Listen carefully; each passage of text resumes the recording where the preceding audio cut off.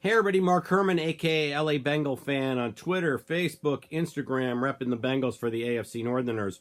As you can tell by the timing of this video, I did not come through in my golf tournament yesterday. Lost a heartbreaking, really close match. 1-0. It's just the way it goes. Lipped out a putt at the end to tie. That's just the way it goes. But our Bengals did come through today, although it didn't look like it early on, like today was going to be a good day. First half could not have been more horrible. Our special teams was anything but special. Let's put it that way. William Jackson III dropped a pick six.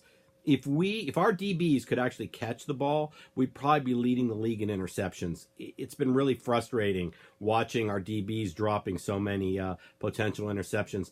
First half, we were allowing an average of 7 yards on first down, which is why we went into the locker room losing. But we didn't have to go into the locker room losing as bad as we were.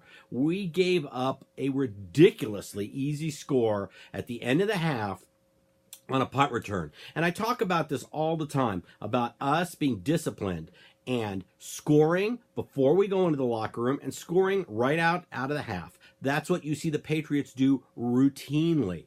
Unfortunately, we don't do that, and we're far from it. Not only did we pull a 3-and-out when we got the ball with a minute and a half left, but on the punt return, we gave up a touchdown, which was absolutely inexcusable. So instead of being down 7-3 or 7-0, we go into the locker room down 14-0. Red zone trips first half were a nightmare. They threw up the graphic that we had scored 34 consecutive times in the red zone and we were leading the NFL. What happens? We had an interception immediately on a ball that Andy should not have forced into traffic. Just not that situationally. Let's not throw into traffic in the red zone. And then we get a blocked field goal. So the red zone trips could not have been worse. The whole first half could not have been worse. Our O-line was getting dominated. Like I said, situational football was terrible. And the Dolphins secondary was playing a lot better than I gave them credit for. I really didn't think their secondary was that good. But they got pressure on Dalton, and the secondary seemed to be in our huddle sometimes, knowing exactly where we were going with the ball. I don't know if Andy was tipping stuff up or just continually trying to force it in to A.J. Green, but it was not a good first half. Come back out in the second half, starts just like the first half. We do a 3-and-out.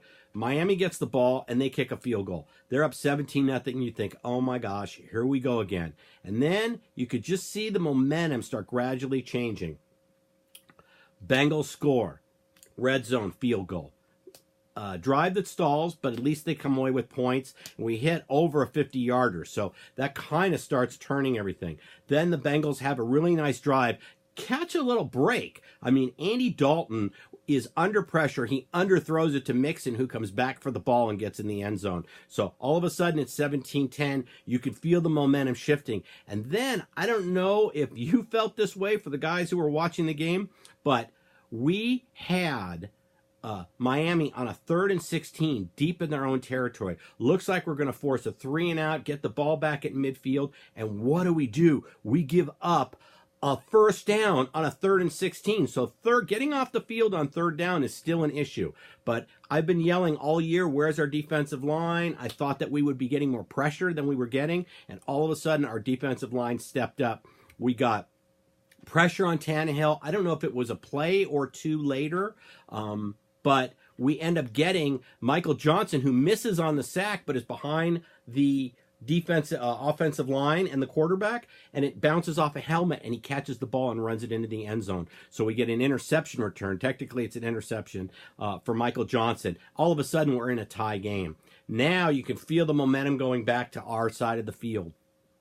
And we answer with yet another. The defense steps up and gets another defensive line. I think they called it a fumble return. Carlos Dunlap forces the fumble. And welcome to the NFL. Sam Hubbard with your first score. And all of a sudden, we're up. And we take over the game.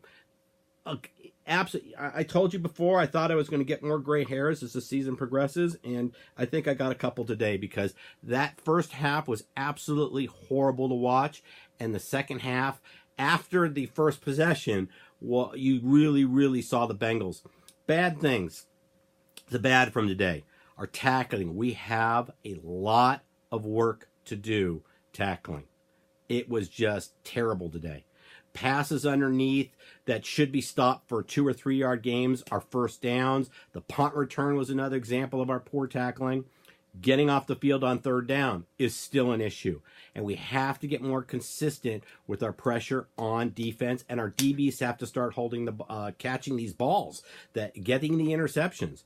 The good, Hubbard, just keeps getting better and better every week. It's just a joy to watch him. And welcome to the NFL. Congratulations. That was a huge, huge TD you delivered for us today. And this team never quits. They do have moxie. They never believe they're out of it. They keep fighting no matter what happens. And that's really, really nice to see. And lastly, I want to say it's really nice to see halftime adjustments, not just out of Bill Lazor, but out of our defense. We changed up how we were rushing the passer, how we were getting pressure. We were aided by the fact that I think one of the starting tackles of Miami got out of the game. But you can really see it's so nice not coming into the second half with the same plan that wasn't working in the first half. So that's the good. We're going to the Steeler week, everybody. This is going to be a tough one. But thanks to the Browns, we will be in first place regardless of the outcome next week. The Browns beat Baltimore today in overtime. It was an ugly knuckleball that found the uprights, but congratulations to the Brownies for pulling off the upset at home and to Baker Mayfield for his first win on a start. And so we've got the Steelers coming in this week. I have a really, really tight work week. I will try at some point to pull myself away from my desk and do a quick 30-minute either Wednesday or Thursday. I'll do my best to get up the preview then.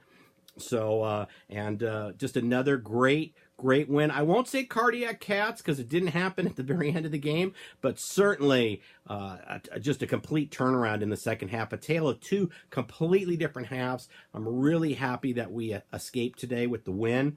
And 4-1. It's where we want to be. Let's beat the Steelers next week. I will try to get a preview video up later this week. And hoo-day, everybody, and enjoy the rest of your Sunday. Bye now.